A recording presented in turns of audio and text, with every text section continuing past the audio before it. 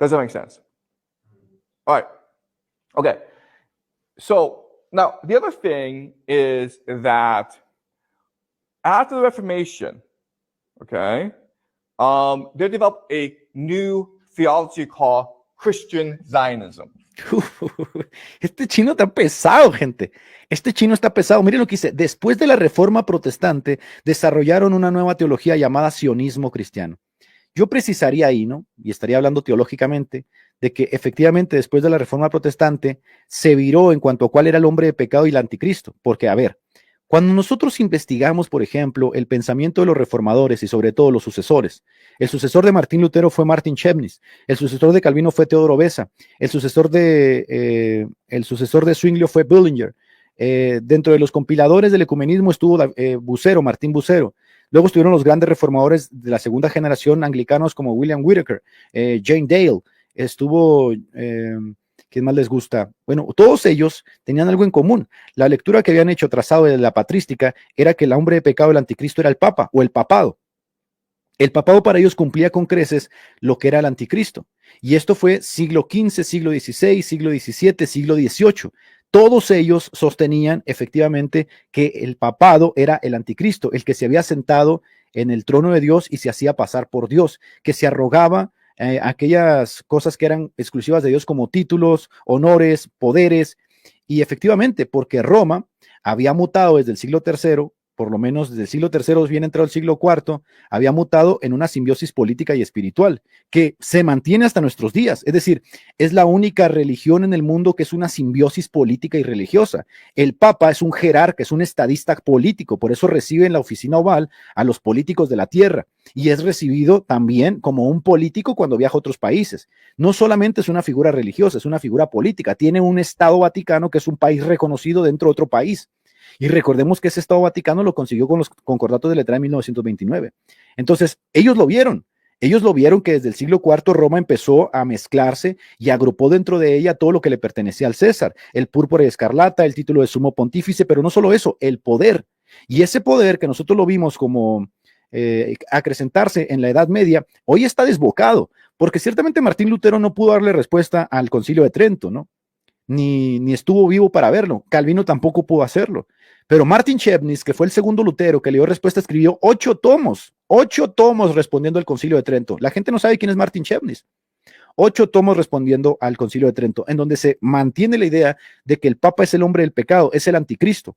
Esta fue la idea de los reformadores. Saben que tristemente, quien mantiene la idea de los reformadores respecto a la lectura del hombre de pecado son los adventistas, con la única diferencia que los adventistas en su recuperación teológica han metido la sabaolatría. Pero ciertamente quien mantiene la lectura que tenían los reformadores respecto al hombre de pecado del anticristo, que era el Papa, son los adventistas. De ahí en fuera, todo el mundo protestante y evangélico ha ido cambiando. Todos.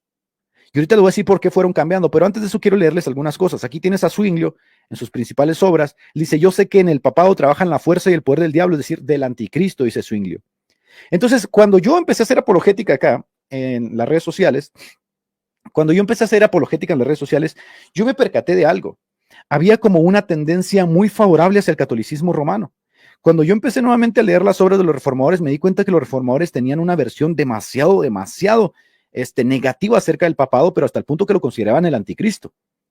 Todavía, cuando yo empecé a investigar del anticristo, leí los sermones de John Henry Newman, cuando era anglicano. Él tiene 5 sermones del anticristo trazados desde la patrística, porque los padres de la iglesia creían que Roma era el pináculo de la civilización. Roma era el pináculo de la civilización, era lo que mantenía la famosa Pax Romana. Hay una distinción entre lo que es el mundo civilizado y lo que son los bárbaros.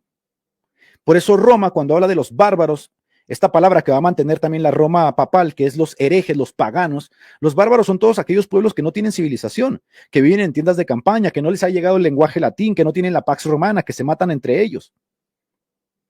Roma, como pináculo de la civilización, mantenía la Pax Romana con la espada. Todavía lo encontramos eso en la diferencia de Romanos 13, cuando Pablo dice en Romanos 13 que el que está encumbrado en el poder no en vano lleva la espada justamente para mantener el orden. De ahí se deriva justamente que el pensamiento de los cristianos era que tenía que haber un poder político que mantuviera la paz. Y esa paz, por supuesto, era buena. Por eso Agustín, siglo IV, escribe Ciudad de Dios, donde habla de las dos ciudades, porque cuando cae Roma, siglo IV, cuarto, quinto, cuando Roma cae, el mundo colapsa, o sea, los cristianos no saben qué pasó. Agustín, que pertenece al patriarcado de Occidente, de Roma, romano, dice, pero ¿qué rayos pasó aquí? Entonces tienen que hacer una relectura y hablar de dos ciudades, la ciudad de aquí, terrenal, que es Roma, y una ciudad celestial, ¿no? Que es la que estamos esperando. La caída de Roma, por supuesto, trajo una hecatombe en el mundo, ¿no? Porque ya se había trasladado el imperio, se había trasladado a Bizancio, y allá estaba el emperador, y Bizancio estaba joya, papá. Ya Juan de Constantinopla se andaba llamando obispo universal, y no sé qué tantas varas, y se besaban y bailaban jugapango los dos, ¿no? Pero acá en Roma no había emperador, y había caído Roma. ¿Qué pasó? Que el obispo romano emerge como la figura que va a agrupar dentro de sí todos los elementos que orbitaban en torno al César. Y poco a poco, después del siglo IV, siglo V, Roma empieza, obviamente, en la figura de Pedro, en la figura del Papa, supuestamente sucesor Pedro, empieza a agrupar todos estos elementos. De repente se hace llamar sumo pontífice, de repente aparecen los estados pontificios con la Donatio Constantini, de repente aparecen las cartas pseudo-isidorianas que le dan más poder al Papa, de repente aparecen el púrpura y escarlata, de repente aparecen los palacios de Letrán que le pertenecían a los Césares. ¿Y qué pasa? De repente aparece la triple corona, aparece la silla gestatorial donde lo sacaban en procesión como si fuera un faraón, y poco a poco empieza, obviamente, este poder papal a crecer. Pero esto que surgió, los reformadores lo supieron, porque hubo una mezcla de lo que era el poder político romano y el poder ahora espiritual. Y por eso Juan, en el capítulo 13 de Apocalipsis, cuando dice que vio una gran bestia, ¿no? Y que a ella le sorprende realmente, esto no le hubiera sorprendido de Roma, porque Roma siempre fue una gran bestia. Los persiguió, los mató, los vilipendió. Les sorprende porque hay una simbiosis, por eso le da el nombre de Babilonia. Y Babilonia está asociada a Roma. Y Juan se sorprende y dice, pero ¿qué rayos pasó aquí? Porque Juan, que había fundado las iglesias del Apocalipsis, o por lo menos tenía injerencia en las 7 iglesias del Apocalipsis en la cuenca del Mediterráneo, que reciben, por supuesto, la visión de la revelación, estas iglesias son advertidas de que van a caer si no se someten a Dios, si no cambian sus hábitos, si no expulsan a los herejes, si no vuelven al primer amor, van a caer. Bueno, 5 de ellas cayeron, no existen más.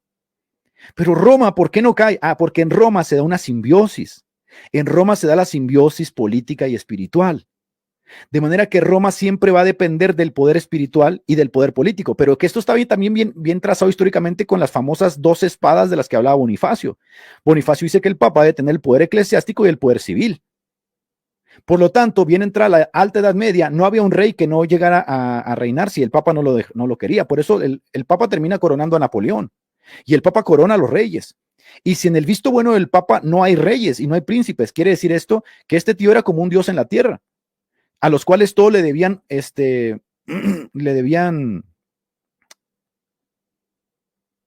humillación, le debían besar el anillo. Por eso cuando se da, por ejemplo, el conflicto de las investiduras, cuando los reyes de Francia, porque Roma diezmaba a los pueblos, es otra cosa que no dicen los católicos, Roma diezmaba a los pueblos, es decir, el Papa chupaba los diezmos, porque en la Donatio Constantini, que le había dejado supuestamente Constantino al Papa Silvestre, ahí se decía que las lámparas de Roma no debían apagarse jamás, y para eso se le daba la autoridad a Roma para que diezmara a los pueblos. ¿Y qué hacía Roma? Diezmaba a los pueblos, les quitaba el grano, les quitaba el vino, les quitaba todo, el 10%. Entonces, cuando los reyes de Francia se oponen a darle el diezmo a Roma y le dicen los reyes de Francia, no, el dinero de Francia para los franceses, que es lo mismo que decían los alemanes, el dinero de Alemania para los alemanes. Cuando sucede eso, Bonifacio VIII, que se creía un dios en la tierra, establece la famosa bula Unam Santam. No, quien no esté sujeto al Papa de Roma y haga lo que el Papa de Roma quiere, no puede ser salvo. Aquí tenemos la mezcla de esa simbiosis bestial, el poder político y el poder espiritual. Si no te sujetas, aquí tienes el poder eclesiástico llevado al poder político. No puede ser salvo. Lo mezclan con teología. Entonces ahí lo tienes. Cuando los reformadores emergen, ellos hacen la lectura precisa, porque la lectura no era ajena a lo que venía sucediendo. La lectura venía de los padres de la iglesia. Cuando Roma caiga, entonces este poder emergerá. Ellos lo tipificaron con 2 de Tesalonicenses, que hay un misterio de iniquidad que es detenido. Ellos decían, ese misterio de iniquidad que es detenido, lo que lo detiene es el poder romano, el poder de la Pax Romana, el poder del imperio, el poder político. Cuando ese poder político caiga, esa bestia va a emerger, ese personaje va a surgir en la escena, y ese personaje va a ser muy especial porque se hará pasar por Dios. Entonces aquí hablamos, por supuesto, de un personaje que tiene en sí el poder político de esa ciudad que cae, pero emerge con poder espiritual. Tiene apariencia de piedad, pero niega la eficacia de ella. Esta era la lectura de los padres de la iglesia. Cuando Roma cae, por supuesto, no les queda otra opción más que decir que efectivamente, a los reformadores, este poder político es el Papa. Y mira que el Papa en el siglo XV, siglo XVI, cuando vivían los reformadores, ni siquiera se llamaba todavía infalible. O sea, para quien piense que Roma es menos mala, Roma es más mala todavía. Roma ahora el Papa se llama infalible. Se llama infalible. Y ellos sí creyeron, el Papa es el anticristo. Ese es el hombre de pecado. Y hay dos razones por las cuales ese sistema no cae. Y la razón por la cual el sistema no cae es porque ese sistema está ahí para engañar. Y a ver, yo sé que los renfanitas piensan que el anticristo es un personaje que va a venir a futuro. Un personaje que va a salir allá de Tugnuntuno y que va a hacer un pacto con la ONU y todas estas vainas que se les ha ocurrido. Ningún cristiano va a ser engañado por esa tontería. ¿Cómo va a ser engañado un cristiano por eso? En el momento que aparece ese personaje, para empezar, ellos ni siquiera creen que van a estar aquí. Creen que un chupetón se los va a llevar. En cambio, este ente político espiritual llamado Babilonia, este personaje sí puede engañar, de hecho engaña a la gente porque tiene esta apariencia de piedad, y se mantiene latente, se mantiene ahí contra la iglesia, persigue a la iglesia. ¿Y cuántas personas efectivamente han sido vilipendiadas, muertas, asesinadas, perseguidas por causa de este poder? Desde que era el poder político romano, pero no cambió cuando el Papa llegó al poder. Fue exactamente lo mismo. O sea, el Papa terminó persiguiendo, matando. Ahí está la matanza de San Bartolomé, ahí está la matanza de los hugonotes, ahí está la persecución de los valdenses, ahí está el intento de persecución y muerte de Lutero, ahí está la muerte de Zwinglio. Es decir, no ha cambiado. Es decir, tomó todo lo del poder bestial de Roma, el imperio, lo agrupó en su persona, pero con una gran diferencia. Ahora es espiritual. Ahora es el vicario de Cristo, el sumo pontífice, que sumo pontífice es el título de los Césares. Pero el fin no es que usted deje de ser renfanito, usted puede hacer lo que le venga en gana. Yo solamente le estoy mostrando que usted no sigue la línea de los reformadores. Los reformadores protestantes efectivamente creían que el anticristo era el Papa, el papado. Y aquí tienes a Zwinglio diciéndolo, mira, declaramos que el papado es el mero anticristo, el hijo de perdición. Ellos así lo creyeron, así lo sostuvieron y así se mantuvieron como reformadores. Y por eso, esa idea de pensar en un diálogo, en un ecumenismo con Roma, era una tontería. Ellos la tenían bien clara. Este hombre de pecado que ha emergido de entre las oscuridades de la caída romana, ha emergido con la tiara papal, ha emergido con la silla gestatorial, ahora se hace llamar sumo pontífice, pero resulta que es el líder de los cristianos, ya no es el César. Pero es que todo lo que se exigía a los pueblos del César, se le exige ahora a los cristianos en el Papa. ¿No te das cuenta? Es decir, tú no podías vivir en Roma si no le jurabas lealtad al César, porque la paz de Roma se fraguaba en torno al César, que era una suerte de Dios, con D minúscula. Tú podías tener el culto que tú quisieras, adorar al Dios que tú querías, era una sociedad politeísta, siempre y cuando le rindieras honor al César, al cual deberías llamar Señor, el Kyrios. Los cristianos se opusieron a darle esta lealtad a César porque para ellos el Kyrios era Jesucristo. Sin embargo, de repente, el poder se agrupa en el Papa y el Papa se hace llamar el sumo pontífice, que era el título del César. ¿Y qué exige el Papa? Lo mismo que exige el César. Por eso en la Bula Unam Sanctam dice, todo aquel que no se sujete al Papa no puede ser salvo. Tienes a un César, o sea, tienes a un anticristo, a un Dios falso, a un falso profeta, lo tienes aquí agrupado en la persona del Papa. ¿Lo ves? Sí, Pipas dice muchas estupideces. Tienes aquí al Papa, pero sigue pidiendo lo mismo que pedía el César, con una única diferencia. Ahora lo pide con una suerte de poder espiritual venido de Cristo, dice, porque se hace llamar en persona de Cristo. O sea, él es la persona de Cristo aquí en la tierra. Por eso, estos catrochos, ¿no? Dicen que el Papa es la cabeza visible. Se inventaron ese término de cabeza visible, porque en la Biblia no está esa vaina de cabeza visible. Nuestra cabeza es Cristo y punto. Entonces, se inventaron el cuento de la cabeza visible y tienes a un César. Por eso Roma no ha caído realmente. Roma cayó, la Roma política cayó, pero en realidad se renovó y surgió la Gran Babilonia, que es esa Roma papal, que es la simbiosis política de lo que es el cristianismo y el paganismo. Pero que tampoco nos sorprendemos porque todos los elementos del paganismo están en Roma. La idolatría, las procesiones, los títulos falsos, la mariología, todas esas cosas las agruparon de los pantanos del paganismo. Y aquí tienes a los reformadores diciendo, este es el anticristo. Mira, Cristo es la única cabeza de la iglesia. Cualquier otro que pretenda este título en la tierra es un anticristiano usurpador. Esto es lo que decía Zwinglio. La llamada santidad del Papa apesta a herejía. Roma no es la iglesia de Cristo, Roma es una sinagoga de maldad, decía Zwinglio. Acá tengo a Lutero. Este hecho demuestra evidentemente que el Papa es el verdadero anticristo que se ha colocado por encima de Cristo y contra Cristo. Esto decía Lutero, porque la lectura que hacían ellos era patrística y basados en los padres de la iglesia interpretaron los textos bíblicos de 2 de Tesalonicenses, de Apocalipsis 11 y 13, de 1 de Corintios. Ellos interpretaron que ese misterio de iniquidad había caído. Lo que detenía a ese personaje era Roma. cuando Roma políticamente cae, emerge ese personaje de entre las tinieblas. Ahora alguien va a decir, pero también en Bizancio hubo una simbiosis del poder político y espiritual. Sí, pero no existe más. En Bizancio, es decir, cuando se traslada la capital a Bizancio, hay una simbiosis. O sea, el emperador y el obispo de Constantinopla se besuquean y bailan joropos. Es verdad, pero Bizancio cayó y Bizancio no volvió a resurgir como un poder político. O sea, Putin está por su lado, las iglesias son autocéfalas y los obispos están cada uno por su lado. En cambio, en Roma, el poder cayó, pero lo tomó el Papa. Y el papado sí es un poder político. Por eso existe el Vaticano. Y fuera del Papa no hay nadie más que rija el Vaticano. Entonces estamos ante la evidencia clarísima de que los reformadores hicieron una buena lectura. Efectivamente, el papado es el anticristo. O por lo menos, si hace como pato, vuela como pato, camina como pato, pues probablemente sea un pato, ¿no? Entonces no es como que Lutero, Zwinglio y Calvino se levantaron y dijeron, vamos a llamarle anticristo. No, no, no, no. Es que la lectura era que efectivamente él cumplía con todas las características. Y por eso este chinito que vimos ahorita, este que está acá, dice que se desarrolló una nueva teología después de la Reforma Protestante. ¿Eso es cierto? Sí, eso es cierto, sobre pretexto del criterio gramatical histórico, pero eso es falso. Y ahorita les voy a mostrar realmente qué fue lo que pasó. Pero seguimos con esto, miren. Tú entonces, León Díaz y todos tus cardenales, te lo digo en tu cara, renuncien a la blasfemia diabólica, impía y audaz, porque si no sucede, la consideraremos como poseída por Satanás y como el maldito asiento del anticristo. Esto son la respuesta de Lutero a la execrable bula Exurge Domine. No hay una gran diferencia entre decir salve César y salve Papa, es exactamente lo mismo, porque todas las deferencias que se le llevan al César, ahora tú se las debes como católico al Papa. Es decir, el Papa es tu César. De hecho, se llama Sumo Pontífice, que era el título de los César. Y para que no lo sepas, viste de púrpura y escarlata como vestían los Césares. Roma usurpó el poder papal y lo hizo una simbiosis. Es una prostituta. Se revolcó con el poder imperial hasta el día de hoy. Pero es que hasta el día de hoy se revuelca como una prostituta con todos los políticos del mundo.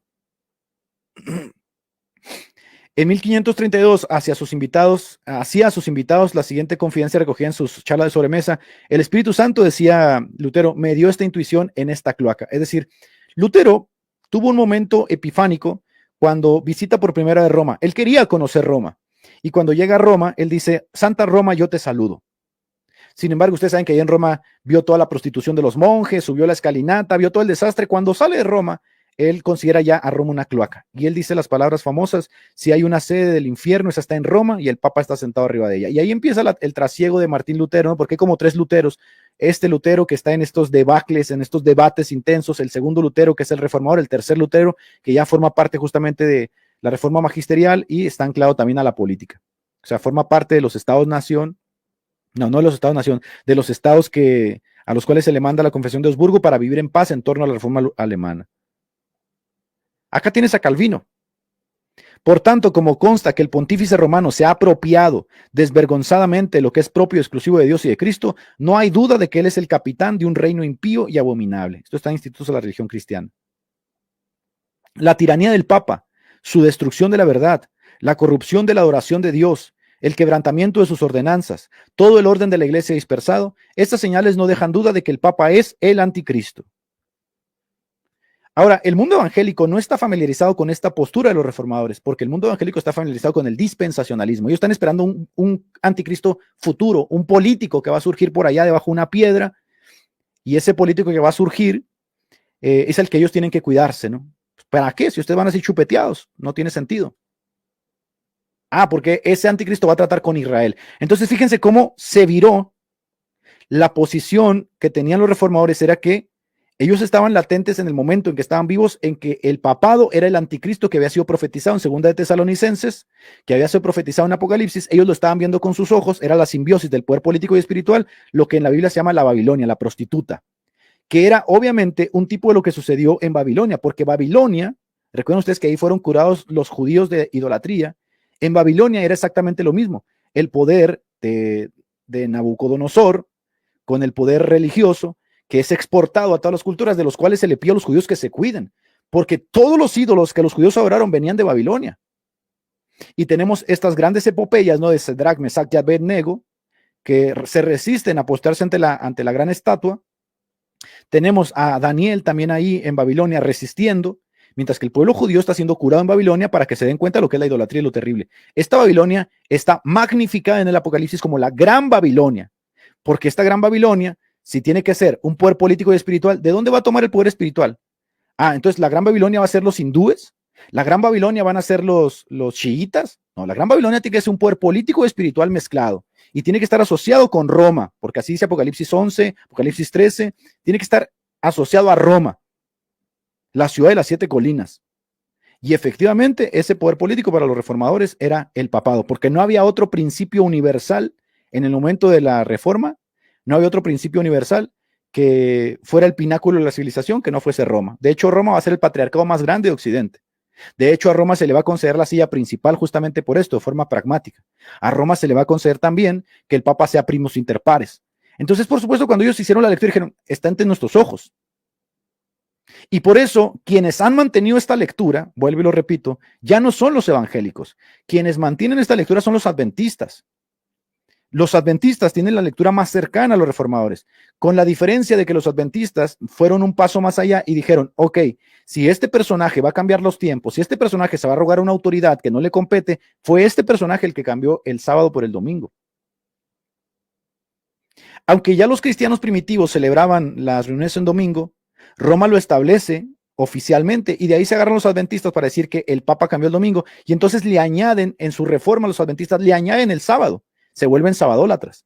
Que yo no veo mal que hagan una lectura escatológica hablando del sábado. El problema es que son sabadólatras. Ellos creen que es necesario guardar el sábado para salvación y que el domingo es la marca de la bestia. Para mí es una estupidez.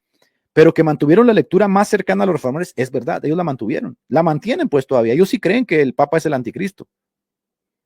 Y aquí dice Calvino, todo el orden de la iglesia dispersado. Estas señales no dejan duda de que el Papa es el anticristo. Acá tengo a John Knox, de donde vienen los presbiterianos, que ahorita voy a decir algo muy interesante de esto. La iglesia católica romana no es la verdadera iglesia, es la sinagoga de Satanás. O sea, ellos creían que el Papa era el anticristo. El Papa de Roma es ese anticristo, el hombre de pecado, el hijo de perdición, que se alza en la iglesia contra Cristo. Ahí lo tienes.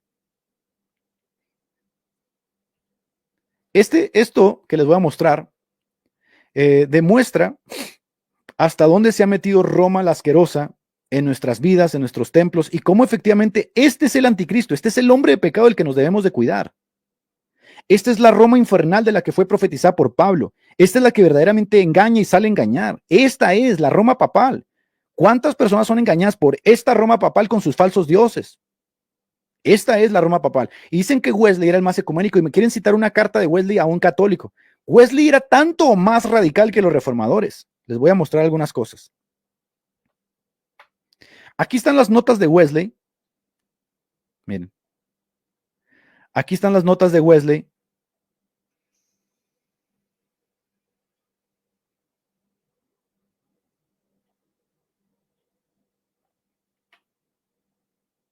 ¿Qué pasó? Ahí está.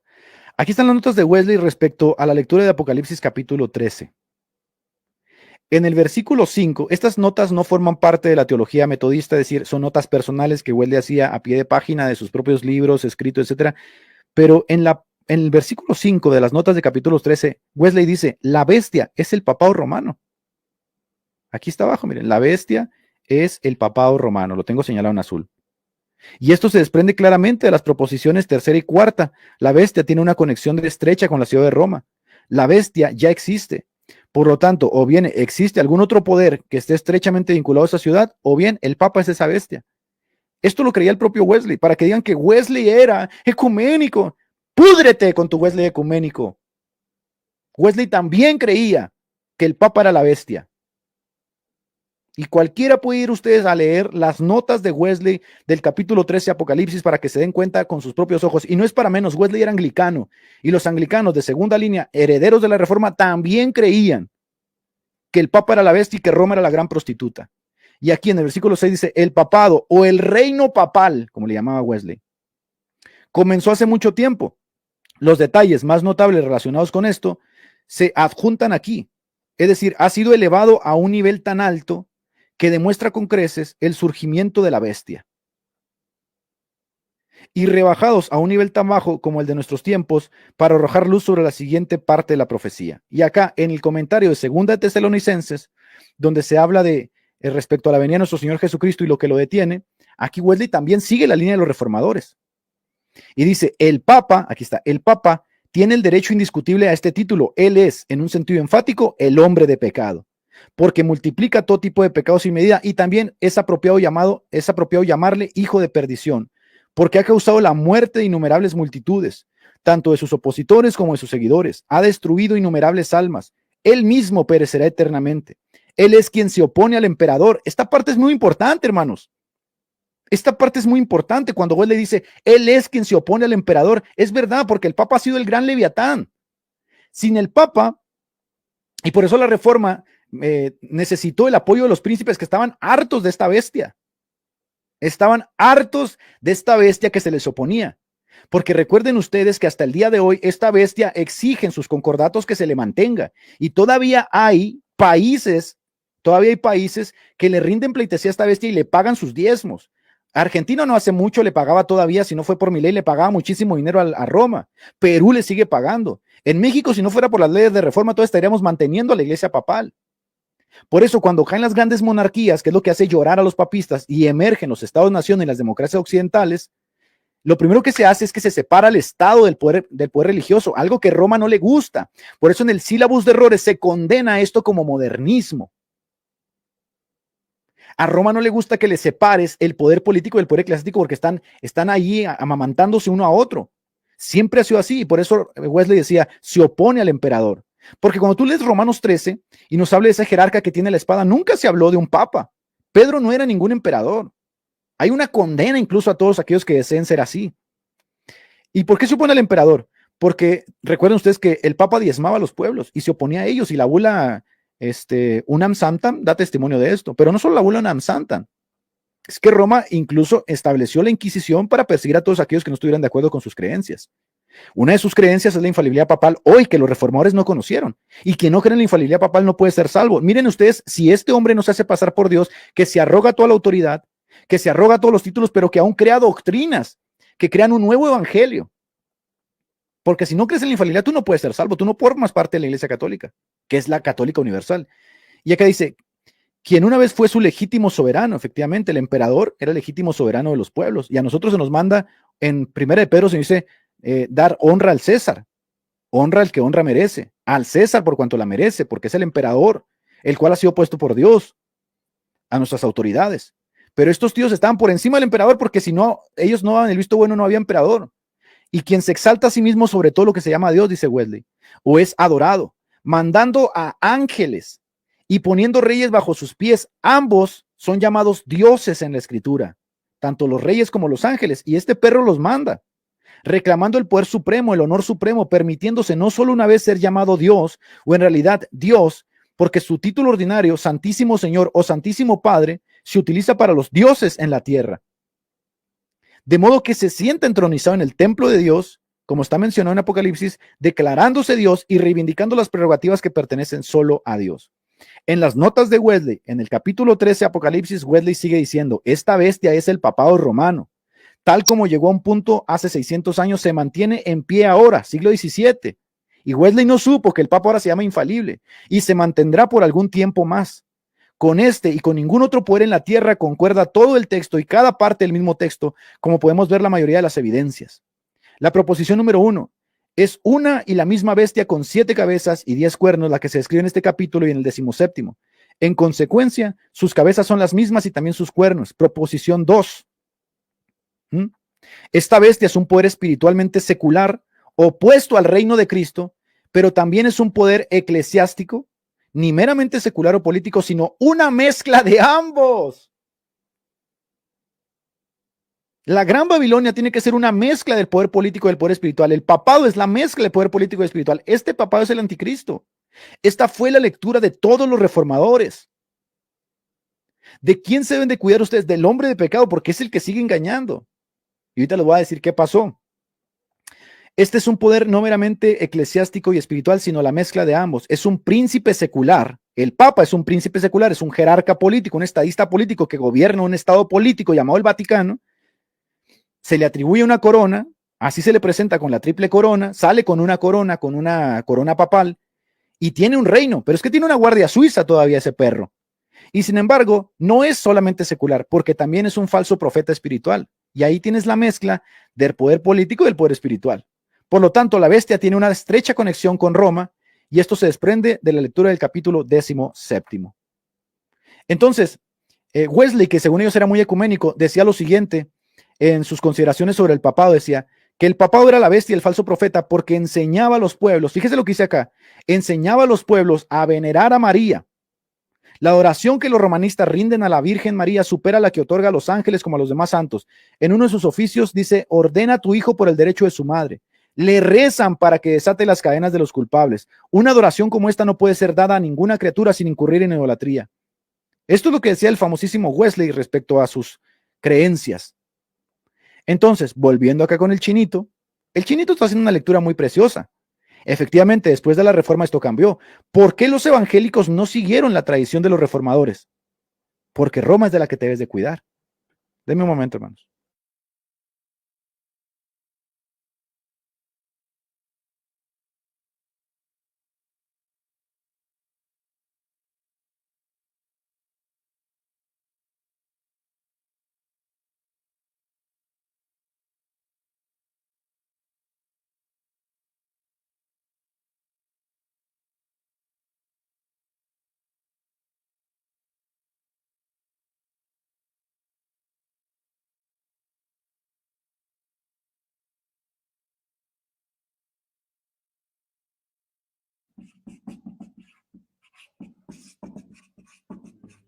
Christian Zionism, okay? What is Christian Zionism?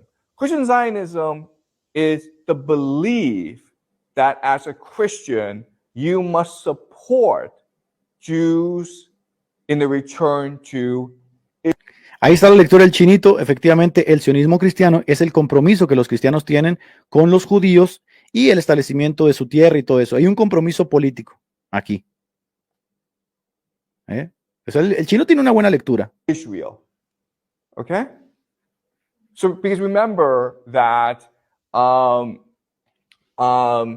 Israel as a nation was only founded in 1948. And then basically, in about 70 BCE, the Romans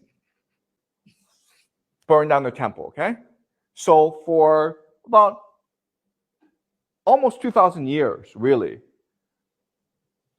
the Jewish people have not lived in, sorry, the Jews were not in control of Israel.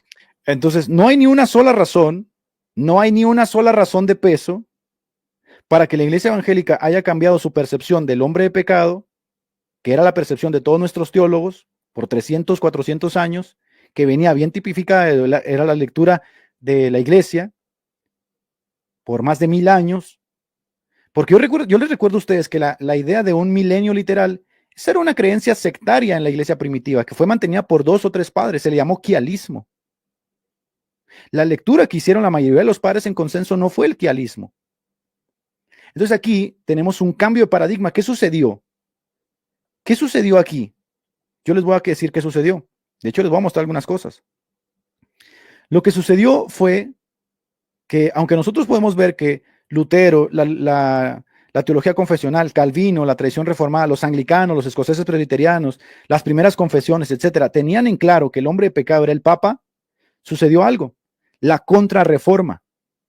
La contrarreforma que se llevó en Trento, a la cual ya no pudo responder Lutero, porque Lutero estaba muerto, y Calvino no respondió a la reforma de Trento. El que respondió fue Martin Chemnitz con 8 tomos, pero nosotros no conocemos la obra de Chemnitz, nunca se tradujo la obra de Chemnitz, que fue el segundo Lutero. En la contrarreforma surgió un grupo, y ese grupo fue los jesuitas. Y los jesuitas propusieron 2 interpretaciones que diluyeron la aplicación inmediata al papado. Fueron los jesuitas de Francisco Rivera los que propusieron el futurismo, que hoy se le llama dispensacionalismo, que proyecta al anticristo como un individuo escatológico que va a venir en el futuro.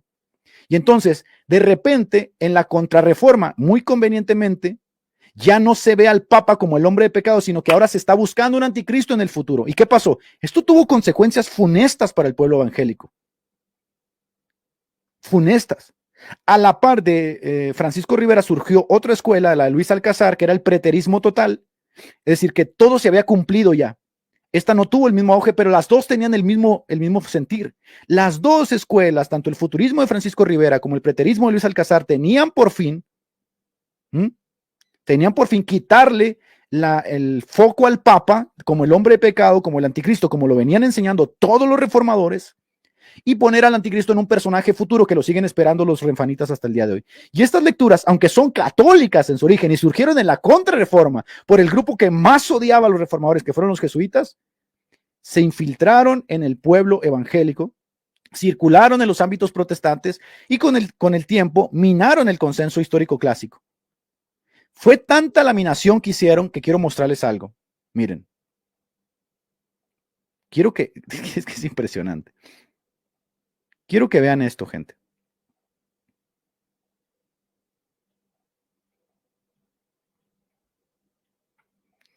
Esto que ustedes están viendo aquí es la Confesión de Fe de Westminster, redactada por la Asamblea de Westminster de la Iglesia Presbiteriana, que fue la base normativa de la Reforma por grande tiempo desde el siglo XVII en adelante. En la Confesión de Fe de Westminster, la original, en el capítulo 26, ¿dónde está? No, capítulo 25, aquí está. En el capítulo 25 de la redacción original de la Confesión de Westminster, se decía lo siguiente: no hay otra cabeza de la iglesia sino el Señor Jesucristo, ni el Papa de Roma puede en ningún sentido ser cabeza de ella, sino que es ese anticristo. Miren, esto decía la Confesión de Westminster. Es ese anticristo, es el hombre de pecado e hijo de perdición que se exalta en la iglesia contra Cristo y lo que se llama Dios. Pero ¿sabes qué? La Confesión de Westminster fue modificada, ¿en dónde crees? En Estados Unidos. Y esta es la revisión de la Confesión de Westminster. Mire, revisiones estadounidenses a la Confesión de Fe de Westminster. Y en la Confesión de la Revisión estadounidense, que es la que circula hoy en Internet y la que tienen la mayoría de los presbiterianos, este artículo 25, aquí, ya no dice que el Papa es el anticristo. Solamente dice que el Papa no puede ser cabeza de la iglesia. Y entonces cortaron el nervio de lo que motivaba la reforma. ¿Ya lo ven? Y entonces los evangélicos se sorprenden mucho cuando nosotros decimos, Roma es la gran perra, la gran prostituta. Y lo mejor es vacunar a nuestro pueblo contra Roma, porque Roma es la que engaña y sale a engañar y la que tiene apariencia de piedad y la que mezcla poder político con espiritual. Esa es la gran meretriz de la cual nos advirtió el apóstol Pablo. Y entonces aquí tienes que de aquí surgen varias cosas muy interesantes, porque aquí no se detiene todo.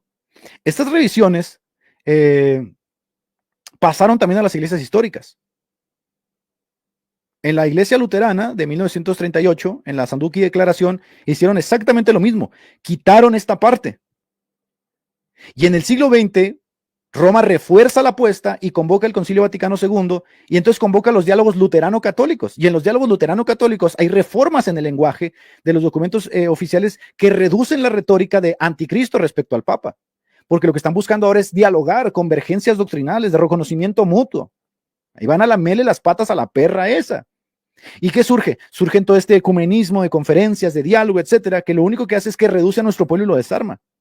Pero acá surge lo más interesante, es que en Estados Unidos, como ustedes saben, cuando se intenta pelear contra el liberalismo de Europa, surge el famoso fundamentalismo. Y el fundamentalismo tira por dos líneas. Tira por la línea fundamental de la inerrancia, la inspiración, las cosas básicas que se deben de creer para no caer en el liberalismo, pero también por acá giran por el futurismo. Y aquí es donde entran estos personajes como David Irving, como Scofield, que vienen bien trabajados justamente por todas esas Biblias que van a ser repartidas por el mundo evangélico. Latinoamérica nunca ha tenido un despertar así, porque en las grandes conferencias, en las conferencias de Lausana, en las conferencias de Chicago, se empezó a meter tan fuerte, y todo esto lo encuentras aquí en este libro, cómo se marcó el ethos del dispensacionalismo. Se determinó que el dispensacionalismo, el futurismo iba a ser la regla, porque según ellos estaban haciendo una lectura gramático-histórica. rompiendo con más de 1800 años de tradición respecto a cuál era la lectura del papado. Quebraron totalmente eso. Al quebrarlo, nuestro pueblo quedó indefenso y ellos no saben lo que creían los reformadores y por qué lo creían. Y en el mundo evangélico anglosajón, la popularización de esquemas futuristas, que es lo que nos está diciendo este chinito, desplazó a la vieja lectura histórica. Por eso en nuestros pueblos no hay un nexo con la reforma. No hay un nexo con la reforma porque lo que hemos tenido ha sido futurismo jesuita. Esa es la realidad. Cuando nosotros queremos involucrarnos con la reforma, aparecen personajes como el Pipas, el roñoso del Pipas y otros. Ecumenismo, ecumenismo. No, a la roña tú y tu ecumenismo. Nosotros estamos siendo los mejores de la reforma cuando retomamos el pensamiento de los reformadores en cuanto al papado. Pregúntale tú a los reformadores, al mundo evangélico hoy, ¿quién es el anticristo? La mayoría te lo va a ubicar en el tiempo futuro, esperando el chupe, la succión allá el futuro, sin saber que efectivamente eso se lo mamantaron los jesuitas en la contrarreforma. Y entonces, en el mundo evangélico anglosajón de los gringos, que es lo que nosotros recibimos de exportación, porque nosotros no creamos teología, la recibimos toda de los gringos, tenemos miedo a crear teología nosotros.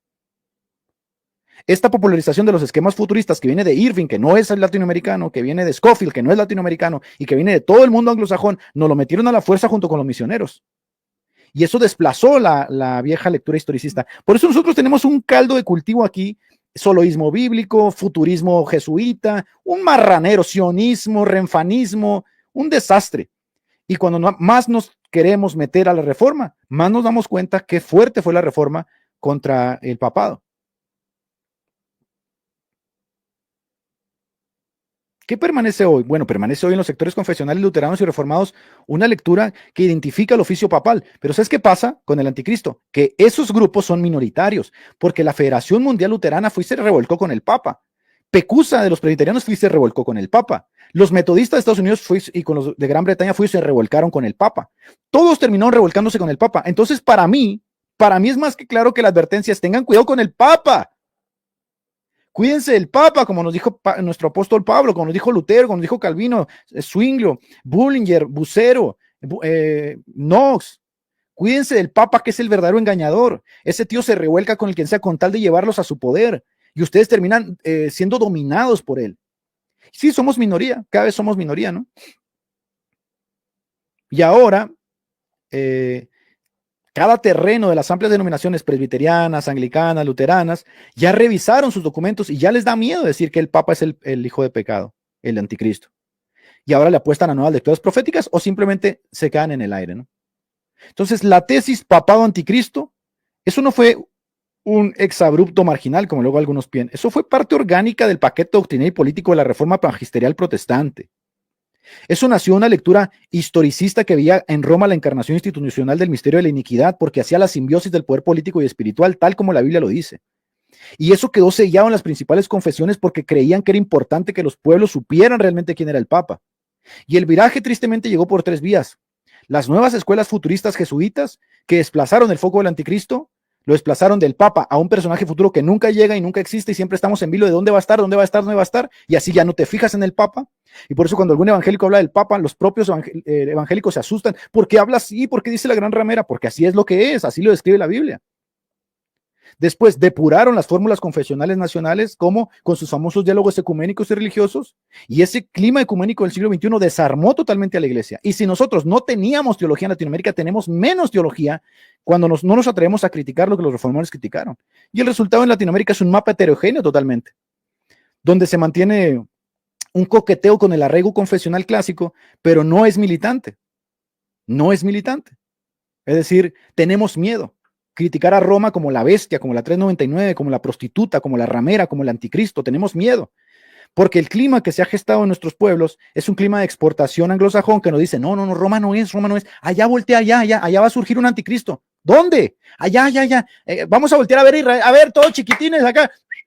Acá, Israel, qué bonito es Israel. Ya no veas a Roma, hay que ver Israel ahora. Israel va a ser el reloj acá, todo lo que sucede ahí, quiero que pongas tus ojos ahí.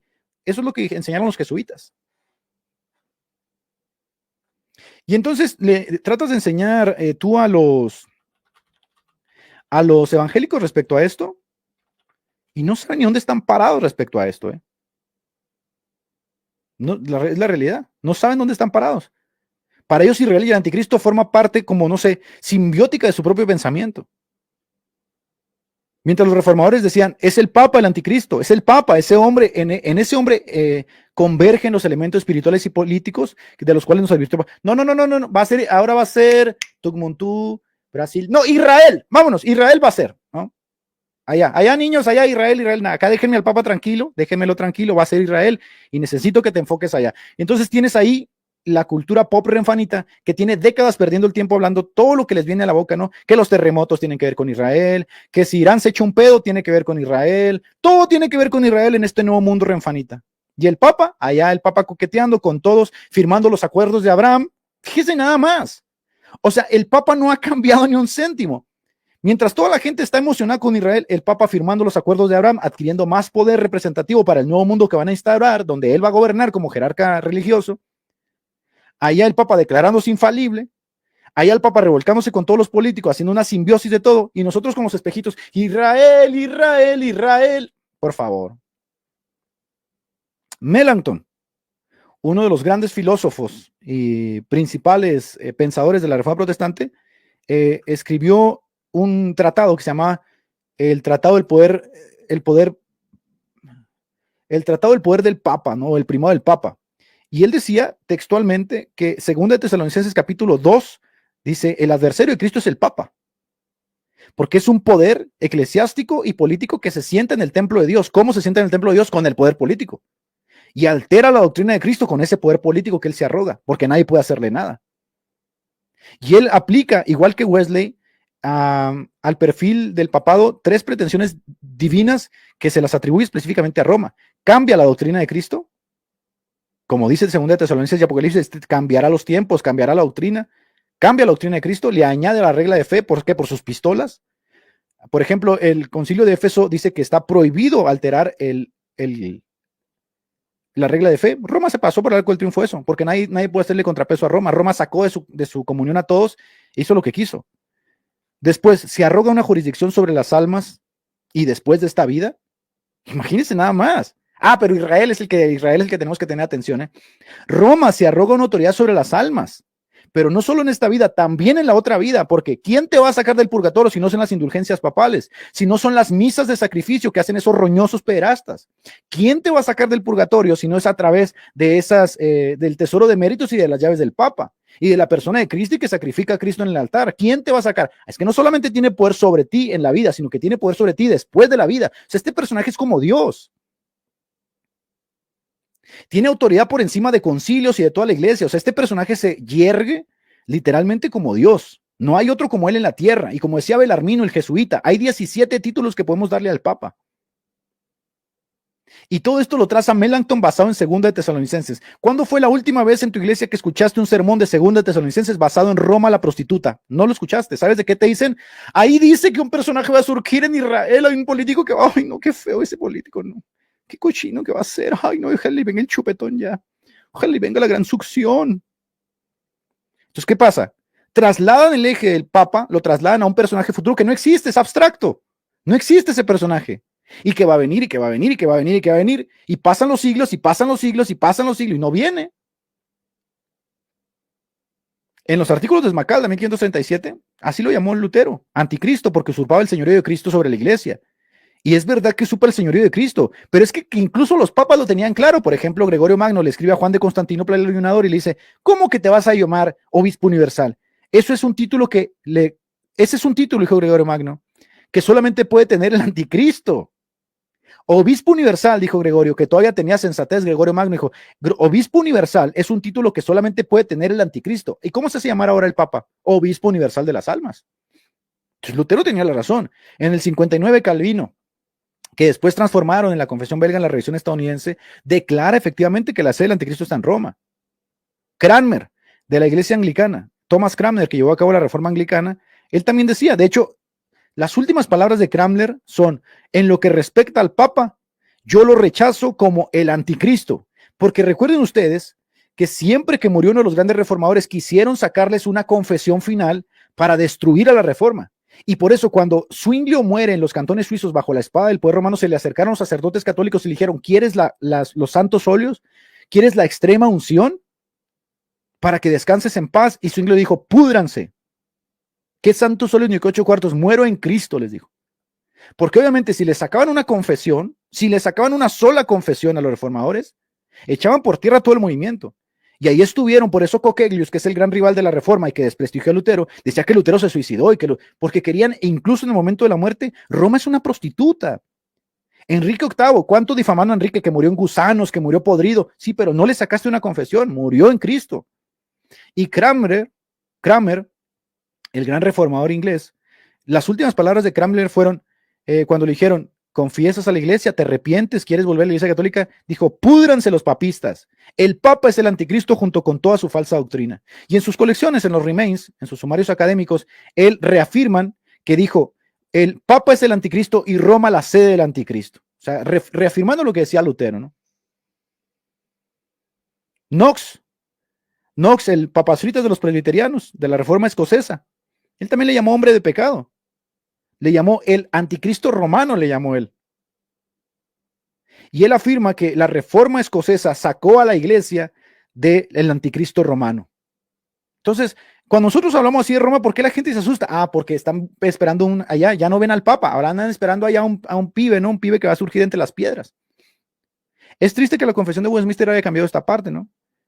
Pero esto se debe justamente a la contrarrespuesta jesuita que desplazó la lectura.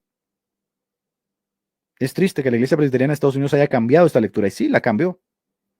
Y en el siglo XX, pues vino con todo el ecumenismo del Vaticano II, y ahí estamos, ¿no? Ahí estamos ahora bebiéndonos a cántaros el dispensacionalismo de Darby, las conferencias proféticas de Albury, de Power Scott, que van a consolidar todo el esquema de que el anticristo es un líder futuro, que va a surgir de allá de la amalgama de Alemania con Chuy Pérez y que iba a surgir el hijo del anticristo. Bueno, sí, ahí está, ¿no? Y entonces, ¿qué pasa? Que ahí están siendo engañados otra vez por el Papa y se está llevando otra vez a nuestra gente porque no sabemos qué hacer. Vamos a seguir con el chinito y luego después continuamos con esta varita, ¿no? Vamos, ¿dónde está Chinito? Chinito. Chinito. ¿Dónde está el...? Aquí está el Chinito. Bien, Chinito. There are Christians who believe that it is our responsibility, it is our duty to help Jews take control over Israel. Okay? And they believe this for many different reasons. So Christian Zionists, some may believe that that's what the Bible says. God promised Israel to the Jews. Entonces hubo toda una reformación, o sea, ciertamente se tuvo que reformar totalmente toda la escatología para pasar de una lectura simple que identifica política y eclesiásticamente al Papa como esa simbiosis brutal, ¿no? Que se llama Gran Babilonia, se hizo toda una reformación para terminar creando un eco en Israel. Y bueno, es que te lo dicen así descaradamente, ¿no? El reloj profético es Israel, y púdrete, y hazte como quieras, y todo es falso, y ellos son el pueblo elegido.